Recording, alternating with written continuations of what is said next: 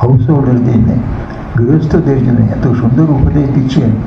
গৃহস্থরা কী করে সাধনা করবে, তো ঠাকুর বারে বারে বলছেন, হ্যাঁ তা তো বটে, তোমাদের তো অনেক কর্তব্য আছে, বাড়ির জন্য দেখতে হবে, তোমাদের সঙ্গে দেখতে হবে, আর অফিসে দেখতে হবে, টাকা কামাতে হবে, আর টাকাটা ঠিক ঠিক খরচা হচ্ছে কিনা ওটা দেখতে হবে, আর তো কিছু আছে করতে হবে। এর মধ্যে তোমরা বেশি সময় পাবে না সাধনার জন্য।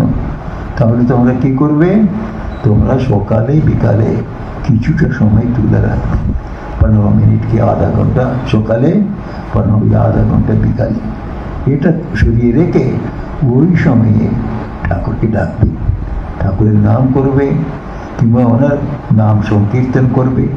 সংকীর্তন করা মানে এটা যে আরতি শুনলাম, এটা ঠাকুরের নাম গান গান গান করা, মানে হয়তো গান করলেন, কোনো হয়তো আরতি করলেন, তারপরে কোনো আশ্রমে গিয়ে বসে রইলেন, আর বাড়িতে একটা কোনায় বসে না আপনাদের বাড়িতে একটা সন্নিধি করে ঠাকুরের ছবি একটা রাখলেন, ওখানে গিয়ে আধ ঘন্টা বসে রইলেন।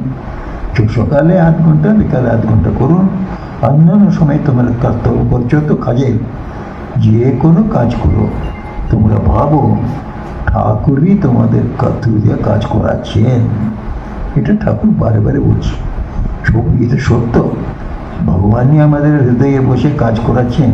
এটা শাস্ত্রে আছে, ভগবদ্গীতার আছে, ঈশ্বর সর্বভূতানাং হৃদয়ের্জুন তিষ্ঠতি ভ্রাময়ন সর্বভূতানি যন্ত্রারূঢ়ানি মায়া।